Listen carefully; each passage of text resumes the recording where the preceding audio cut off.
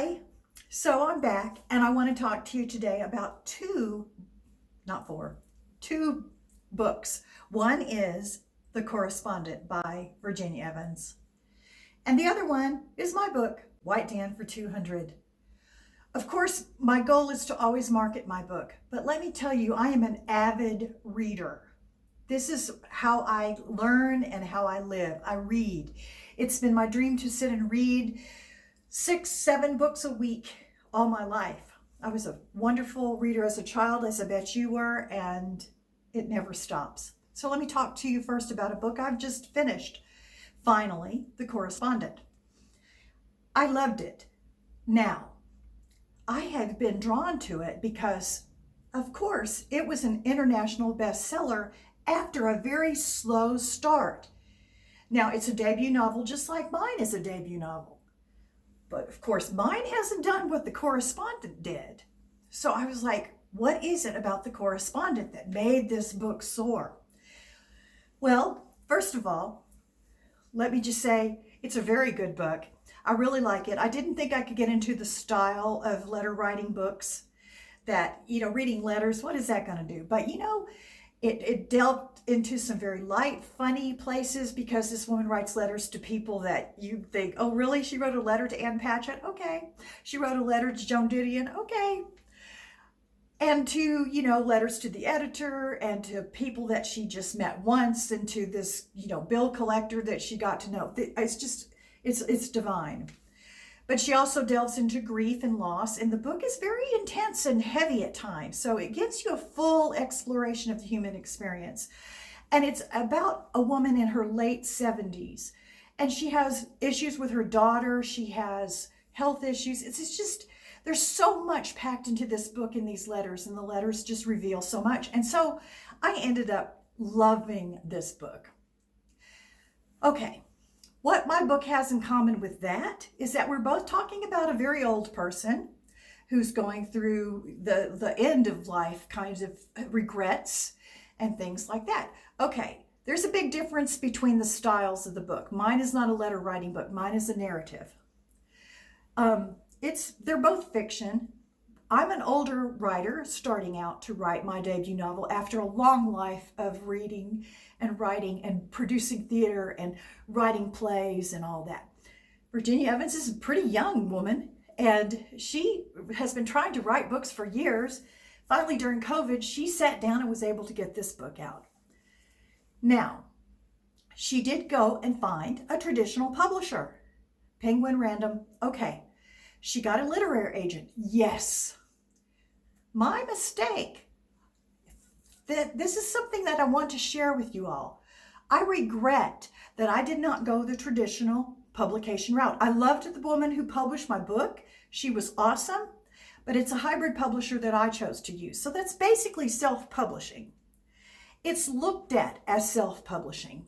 Now, because I'm older, I thought all I want to do is see a book in my hand. I just want to know I published a book and it's in my hands. What I didn't take into real account is that the book would have such a great response, that people would love my book, and that at some point I needed to figure out how to get my book out into the bigger world. Well, guess what? Okay, in The Correspondent, Sybil, the main character, writes a letter to Ann Patchett, for example. Who endorsed the book later? Ann Patchett. I don't know that there's a connection between that, but I do know that if you have a traditional publisher, you're more likely to gain the attention of reviewers. You're more likely to get to be talked about in book club circles. You're more likely to be out there, in the booksellers. Because if you just self-publish your book and put it on Amazon, you're not necessarily going to be seen outside of the world that you have influence over. It is hard, even for The Correspondent. It was not an instant bestseller, but it took off from word of mouth, but it was also soared to its heights by the likes of Ann Patchett saying, what a unicorn this book is. Now, she's right, it is. But gosh dang it, so is mine. Now, how do I get my book to do what hers did?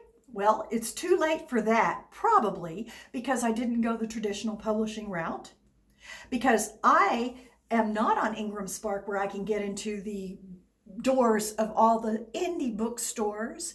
They have to be able to order the books. Amazon doesn't care if they order the books. Amazon doesn't care about the writers. Believe me.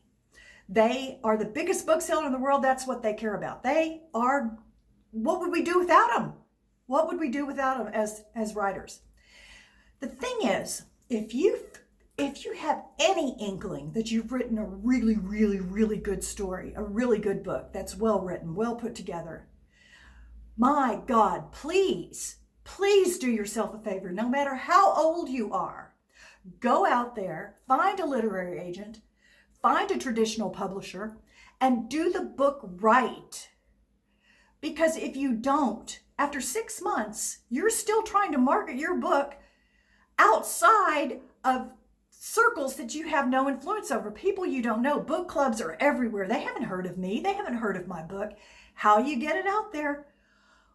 Well, word of mouth. Okay, so if you get an endorsement from somebody like Ann Patchett, who says, it's a unicorn of a book, I loved it, people are going to read that book. She's huge. You need a champion. If you've got a great book, you need a champion. You also need for people to spread the word and say, wow, I got to read that book. Now let's also talk about, look at the Correspondent again. Birds in its sweet colors. Look at White Dan for 200. I love the book cover. Believe me, it's exactly what I wanted. I think it's the greatest statement about my book ever.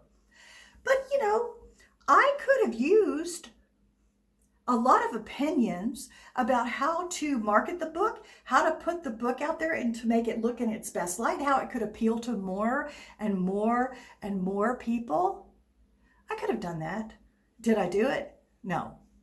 So I'm just saying to you, go read The Correspondent. It's awesome. I loved it. And kudos to her for getting to be on the New York Times bestseller list within 6 months of publication after a pretty slow start. Kudos to her for being a book club darling. Now, a lot of people are criticizing it on all the book talks and all the Facebook sites and stuff. Oh, I don't like books about written in letters. I didn't finish it because I couldn't get into it. Okay, that's going to happen to every book. It is. Trust me, you should read The Correspondent. It's made me sit down and write letters again. It's making people all over the world buy stationery to write letters again. It's so cool. My book, I'm asking you, if you have encountered my book and you've read it, write about it on Amazon, write about it on Goodreads, tell somebody, spread the word, tell me, and I'll send copies to 2 of your friends. I don't care. I want the book read. I want it to get outside my circles because it's such a good story. I'm so proud of it, but I can't keep it to myself. And yet I don't know how to get it out to you. It's up to you to be the word of mouth for my book. Oh my gosh, we can't have books without book clubs.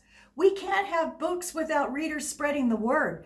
That's even if we're traditionally published. So imagine what it's like if you're not. In a nutshell, if you take any of my advice, it's going to be make sure you're patient with yourself if you've written a great book.